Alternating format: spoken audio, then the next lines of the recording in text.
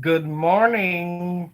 Thank you for tuning in to Fat Ass White Medea in the morning show. I greatly appreciate everyone coming and visiting me on this lovely day.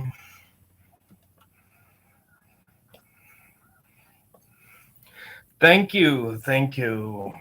Anywho, this is going to be the best in the Pacific Northwest thing that I have ever done today. This is part two of the segment of when I worked at Jack in the Box. So I have went to into detail in the last video if you watched it, part one.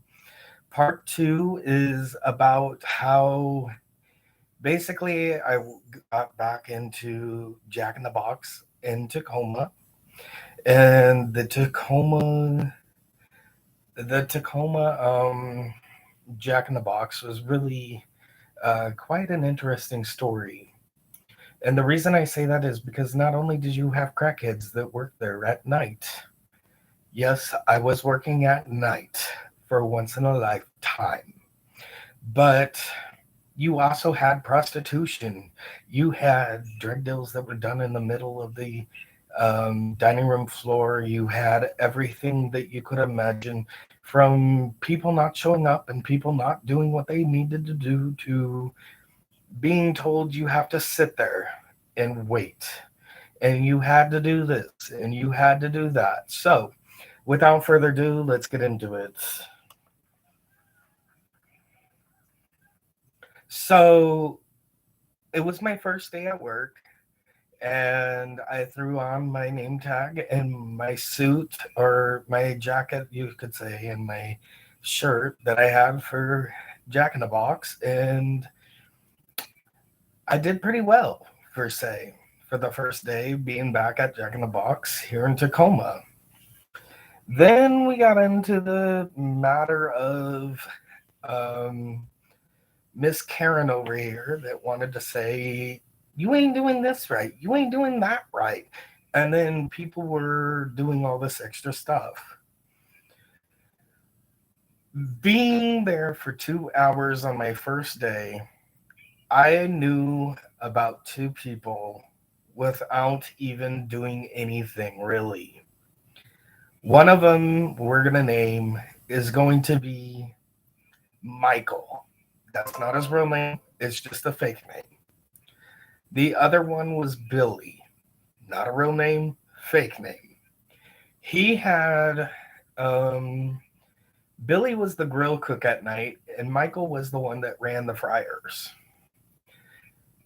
Michael was going to be leaving Jack in the Box in a couple of months because he decided to go and be a truck driver. He was going to truck driving school. He left every day before his time was ended, which means if he was scheduled till 6 a.m. with me, he left at 2:30 a.m. Then Billy, on the other hand, he was just a twacked out whore. He would do horrors in the bathroom. He would do drug deals in the middle of the dining room floor at night. He was doing the most. Then, of course, he decided that it was just a bunch of things that happened. And then we got Miss Karen that came in. Karen would come in 4.5 hours late, still get clocked in for not doing anything, and much, much more.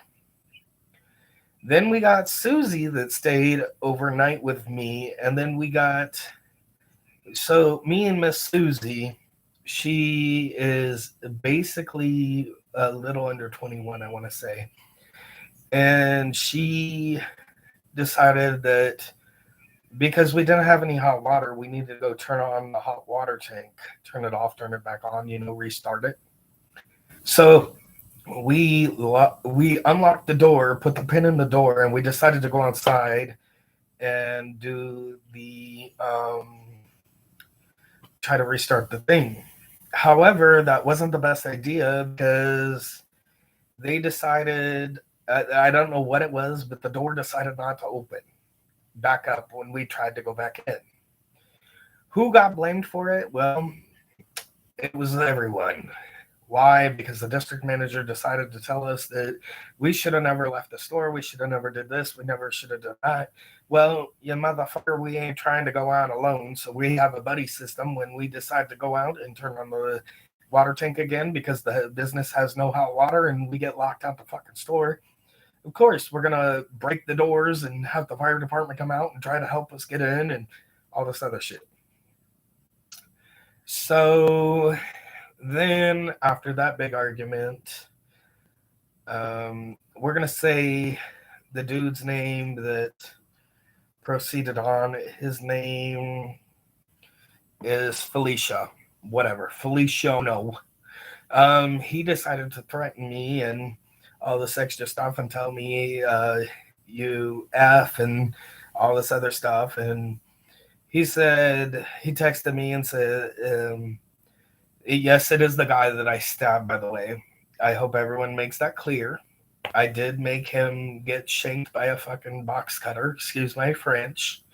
But he called me and called me and called me, and he was supposed to be fired. So I don't know how he came back. I don't know why he came back, but he came back somehow, and it screwed me up because I was not about to work under distress.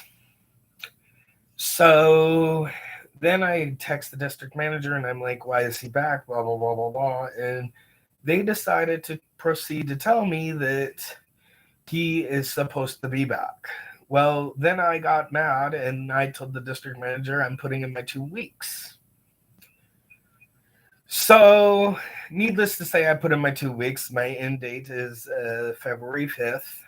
I've never been back to work yet, and I haven't quit. I just never showed back up. So, then we get down to the nitty gritty.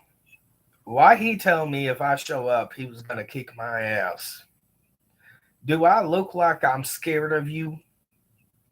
Do I look like a coward? Do I look like anything like you? You need Jesus. Anywho, so after that incident where I shanked him and stuff, and I ran to the pizza store, and I decided to rinse the knife off and go on with my life, I get a text that says, thanks for getting me fired from my store. First off, let's get something clear. It's not your store. You ain't no good for that store. You need Jesus, like I said. Second off, you a bully. Third off, I wish you would have kept coming at me because I would have shanked you more. You got to remember who you messing with. You messing with fat ass white MEDEA. And then we go on and on and on. And anyways, the district manager said, stop texting. And so I did.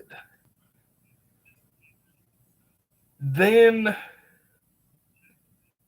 it was just a big mess. So finally, I just said, I'm glad I'm done on the 5th. And when I got done, and it's coming up, I never showed back up to work. They accepted my 2-week notice. And I feel like, if you ask me how it was working for those 8 days, plus another week, it was just hell. All out and about hell. Now, I was going to put on my suit and tie and come on here and do the live, but I decided not to put an embarrassment. But I already said the company's name, so it is what it is. You choose it. You believe it or not. It really don't matter to me. I do want to mention that there's going to be another live here in about 2 hours, and we're going to do it's a 10 keys to a healthy relationship. I just have to get done doing some more studying on what I'm going to talk about in it. But you have a great day or not. The choice is yours.